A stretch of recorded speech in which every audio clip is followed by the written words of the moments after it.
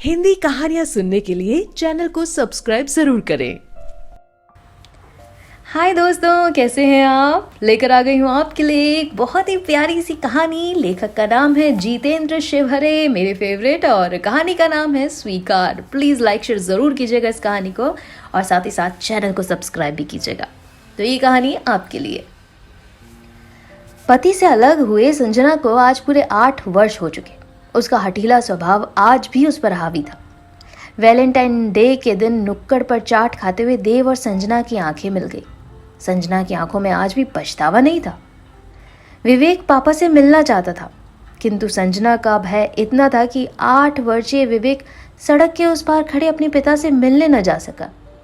मायके में भी संजना को प्यार से समझाने वाले कुछ लोग थे, किंतु परिजनों की बातों को उसने कभी गंभीरता से नहीं लिया। वो अकेले दम पर अपना और अपने बेटे का पालन पोषण करने का दम भरा करती। उसके इर्द गिर्द लोग कम ही फटकते। उसके तेज तर्रार और मुंहफट व्यवहार ने बहुतों को कष्ट दिया था। सुलोचना, जो कि उसकी स्कूल समय की सहेली थी, उससे कभी कभार मिलने दुकान पर आया करती।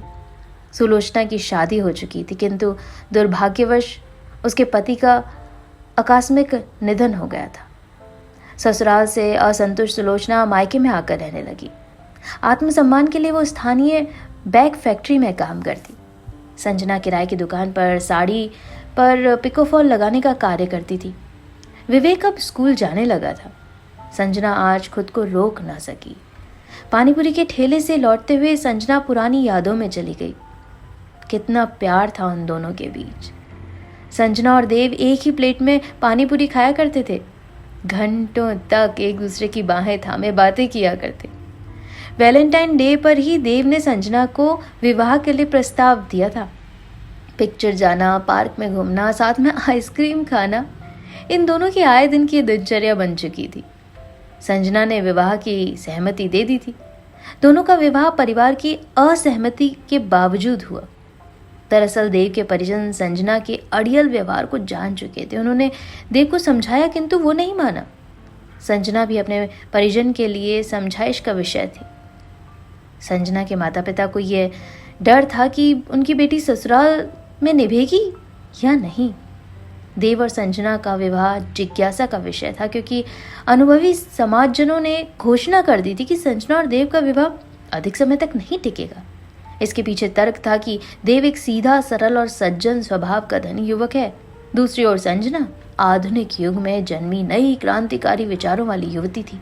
उसे अपनी स्वतंत्रता अत्यंत प्रिय थी। संसार में किसी के लिए भी वो अपनी स्वतंत्रता के लिए समझौता नहीं कर सकती थी। उसे जो चाहिए उसे प्राप्त करने का हर संभव प्रयास करने के लिए लालायित रहती, भले ही परिस्थिति उसके अनुसार हो अथवा ना हो। जिद्दी इतनी कि उसके हठ के आगे बच्चे भी अपना हठ छोड़ दें। बात अगर सौंदर्य प्रसाधन की, तो ये उसके लिए प्राथमिक उपयोग में आने वाली वस्तु थी, जिसे वो अपने घर के जरूरी व्यय रोककर पूरा करती।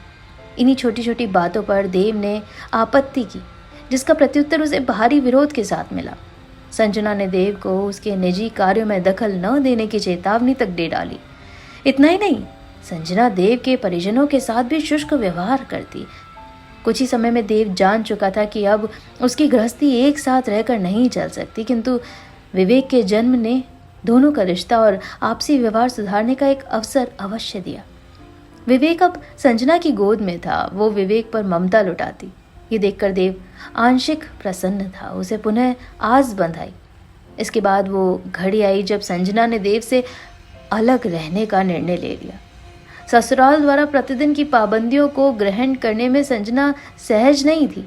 6 माह के विवेक को गोद में लेकर संजना देव से अलग हो गई। ममा, विवेक ने संजना को झंझोड़ा। हाँ बेटा, क्या बात है? संजना ने विवेक के सिर पर हाथ रखा। अपनी माँ के मुख से प्रिय वचन विवेक ने बहुत दिनों के बाद सुने थे। घर गृहस्थी की परेशानी से चिड़चिड़ेपन की ओढ़नी ओढ़ चुकी संजना अपने हाथों से विवेक के जूते खोल रही थी। विवेक पर संजना प्यार की वर्षा कर रही थी। विवेक प्रसन्नता से खिल उठा। उसकी प्रिय माँ उसे पुनः मिल चुकी थी। स्कूल यूनिफॉर्म उतारकर घरेलू वस्त्र पहने विवेक घर से बाहर खेलने चला गया। ड्रेसिंग टेबल पर स्वयं को घूरती संजना एक बार फिर विचारों में भंवर में डूब गई। आखिर सभी लोग मुझसे इतना अप्रसन्न क्यों हैं? मम्मी पापा, मैं उनकी संतान हूँ, वो लोग मुझसे अप्रसन्न क्यों रहते हैं? क्या मैंने आज तक कभी कोई अच्छा काम नहीं किया जिसके लिए वो मुझ पर गर्व करें? खुशी का एक पल उन्हें देने में क्यों मैं अब तक सफल नहीं हो सकी? और देव से मैंने कितना प्रेम किया, उसे अपना सब कुछ स्वीकार किया, वो भी मुझे ही गलत ठहराता आया है। उसके मॉम डैड भी मुझसे नाराज़ रहते हैं। एक सुलोचना ही है जो मेरा दर्द बांटने आ जाती है, लेकिन आजकल वो भी मेरी ही कमियां निकालती है। संजना शांत होकर अपने पुनर्व्यवहार पर नज़र दौड़ाती है। शायद मैं कहीं पर तो गलत हूँ ना, वरना इतने सारे लोग मेरे विरुद्ध ना होते। माँ बाबूजी ने मुझे वो सब कुछ दिया जिसकी मैंने मांग की। बदले में मैंने क्या दिया? मैं हर समय अपनी मनमानी ही करती आई हूँ ना। छोटी छोटी बातों को बड़ा विषय बनाने में मैंने कोई कसर नहीं छोड़ी। देव ने मुझे प्रसन्नचित्त देखने के लिए क्या कुछ नहीं किया। कमर तोड़ मेहनत की, ऑफिस में ओवर टाइम किया ताकि मेरे सौंदर्य प्रसाधन में कोई कमी ना आए। ऑफिस के बाद घर के कामकाज में हाथ बटाया, मेरे हर नखरे उठाए। मुझसे इतना भला बुरा और जलीकटी सुनने के बाद भी मौन धारण करने वाला देव अब भी मुझे स्वीकार करने को तैयार है। और वो नन्हा विवेक, उसका क्या दोष? वो मेरे डर के मारे बाहर खेलने तक नहीं जाता। ओह, मैं कितनी बुरी हूँ। संजना की आंखें भीग चुकी थी। आत्ममंथन में उसने वो खोज निकाला जिसके लिए वो मारी मारी फिर रही थी। महिला सशक्तिकरण की बातें सुन सुनकर बड़ी हुई संजना यथास्थिति देखकर आश्चर्यचकित थी। आखिर उसने अपनी बात ही तो रखी थी, फिर लोगों ने उसे अस्वीकार क्यों कर दिया? महिलाओं के हित और अधिकार के लिए बातें करने वाले लोग यथार्थ में उसे समानता क्यों नहीं दे पाते हैं? संजना के कृत्य यदि पुरुष करता तब उसे क्या इतना भला बुरा कहा जाता जितना कि संजना को कहा जा रहा है? हाँ, अवश्य। संजना के मन में से आवाज आई, स्त्री हो या पुरुष, समाज में हर किसी के लिए मर्यादा की सीमा रेखा खींची है। यहाँ अधिकारों के प्रति सजग रहने वाले अपनी उत्तरदायित्व के प्रति जिम्मेदार होते हैं। संजना समस्या की जड़ तक पहुंच चुकी थी। उसने गालों तक आ चुके अश्रुओं को हाथों से पोंछा। किंतु इन सब का हल क्या है? विचारों के अंतिम छोर तक संजना पहुंच चुकी थी। एक बात तो निश्चित है, जब तक मैं न चाहूँ ये समस्या कभी हल नहीं हो सकती। मुझे स्वयं के अंदर झांकना होगा। भविष्य सुखमय और आनंदमय बनाना है तो मुझे स्वयं को स्वीकारना होगा। वो अंदरूनी उत्साह अनुभव कर रही थी।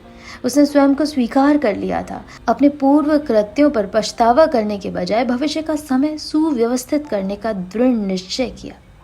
संजना ने मुंह धोया। उसने देव को फोन मिलाया। देव से मिलकर आज वो सब कुछ ठीक कर देगी। उत्साह से भरी संजना देव की पसंद की साड़ी पहने अंदर कक्ष में चली गई। सो ब्यूटीफुल स्टोरी, बहुत प्यारा लिखते हैं जितेंद्र जी। और प्लीज़ इनकी आप कहानी को लाइक शेयर ज़रूर कीजिएगा और चैनल को भी सब्सक्राइब कर लीजिएगा। साथ ही साथ आगे आने वाली कहानी के लिए भी प्लीज़ वेट कर लीजिएगा। ओके गाइस, तो बने रहेगा आप अपनी पिया सिंह नेगी के साथ बीके एंटरटेनमेंट के यूट्यूब चैनल पर। Thank you so much, love you so much, miss you so much and don't forget to miss me.